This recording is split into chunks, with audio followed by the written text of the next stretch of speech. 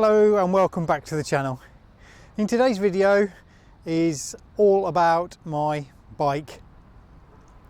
Now, where I got it from, how I got it and how I got it to where I am now, which is in Morocco, and what I think to it after I've been riding it for the last 3 to 4 months.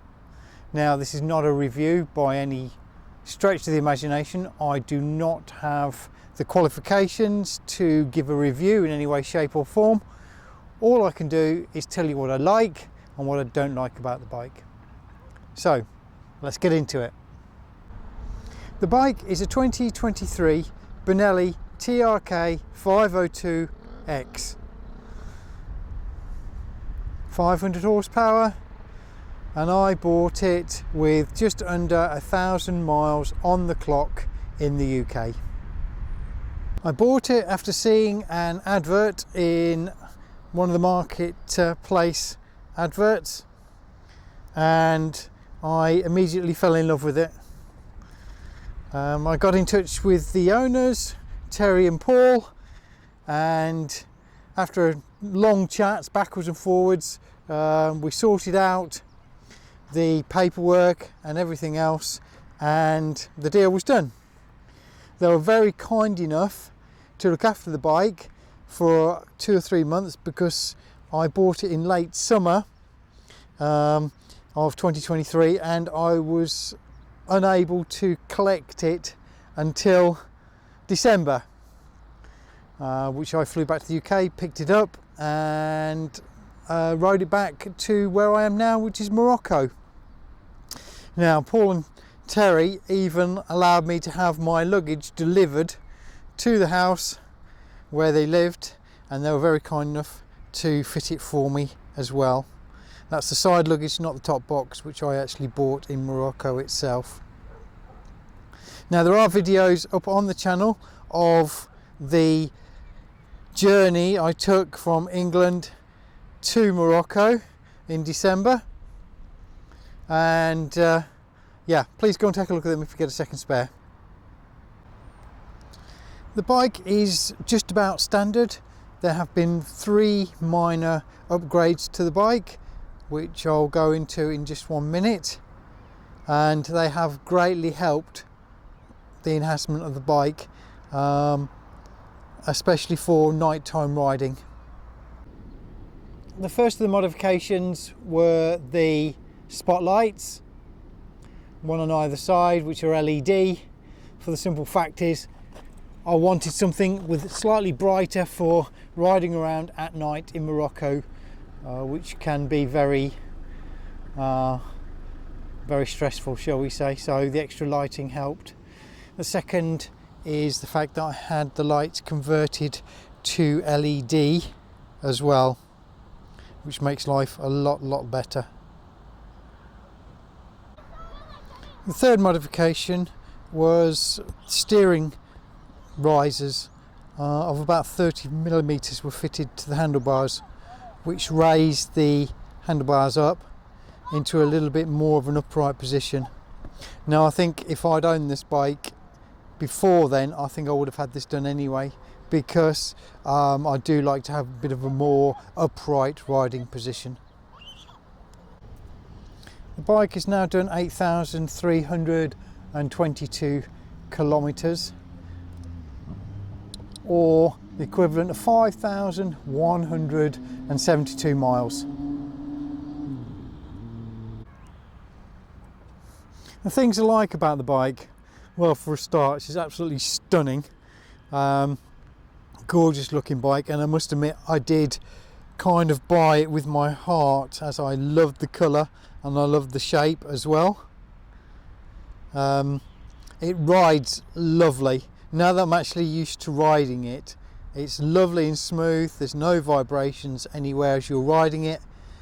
Great low end torque, which is amazing. So if you're in the wrong gear and you're riding along, it doesn't mind. It really is such a really good, forgiving bike.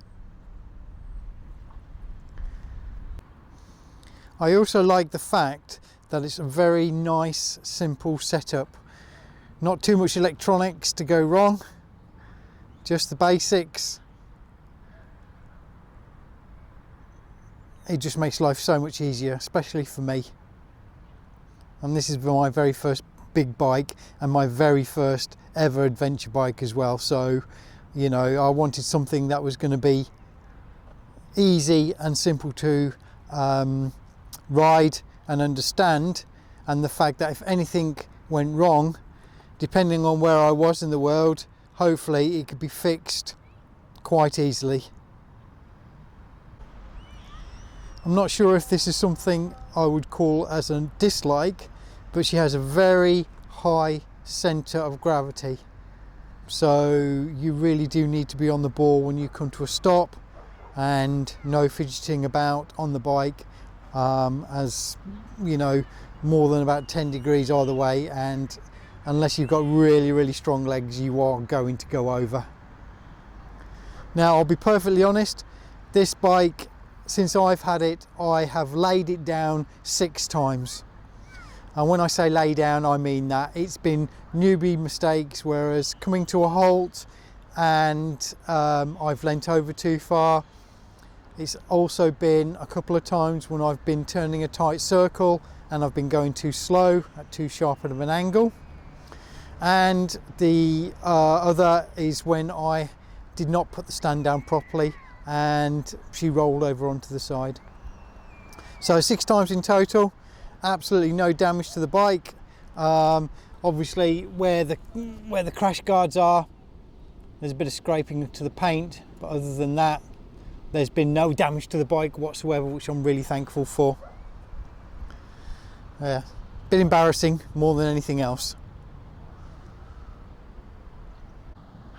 Now, the climate here in Morocco for the most part is very dry, but we have had some rain over the last few weeks. Now, my bike has to be kept outside. Although it does have a waterproof cover on it, you can see, especially on the discs, that on the edges that is starting to rust, and one of the 2 of the nuts and bolts, which are cosmetic, I have to constantly clean to get the surface rust off. It's not a complaint, just an observation really, but I keep her clean. She gets cleaned every week. Chain at the moment gets cleaned every week as well, because of the dry environment. There's so much sand here that obviously needs to be cleaned on a very regular basis and then lubed up, and yeah, I'll make sure that's done at least once a week.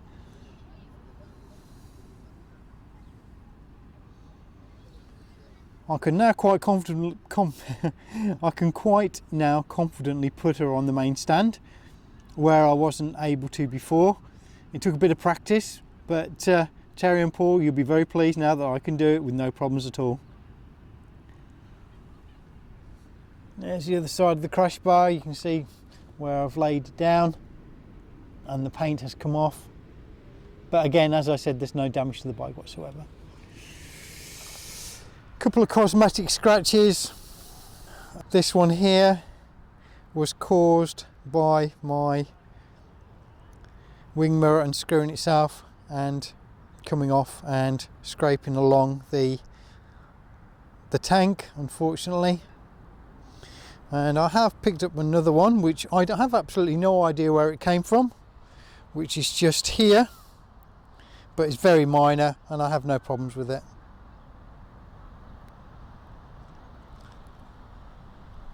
Cleaning of the bike, very simple to do. I get someone else to do it for me. There are a lot of bike washes around here, and someone cleans it. Takes about an hour. They can do a full valet on it, and it looks as good as new, and it's very inexpensive. So I get that done mostly once a week, every other week, if it's not been dusty for the last few days. Just one of the very minor complaints is the fact that although the tyres are tubeless, the wheels are tubed, and the spokes, obviously the spokes is a tubed wheel, which means I can't set it up tubeless. I'd have to change the wheel to a tubeless wheel and then fit the same tyres on again if I wish to. As I said, it's not a complaint. I say it's not a complaint, it's just a minor gripe, and I wish with this being an adventure bike made for off-roading that they would have made specifically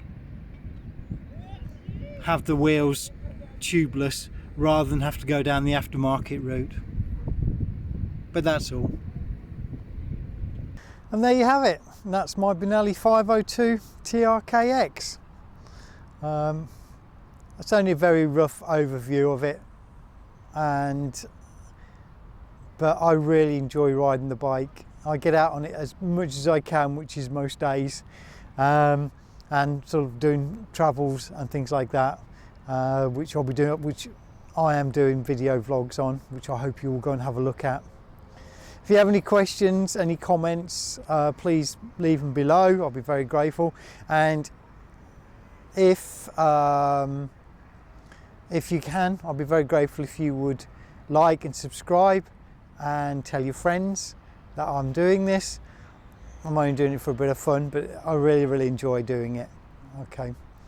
Like I said, any questions, any comments, get in touch. And I'll, as always, speak to you later.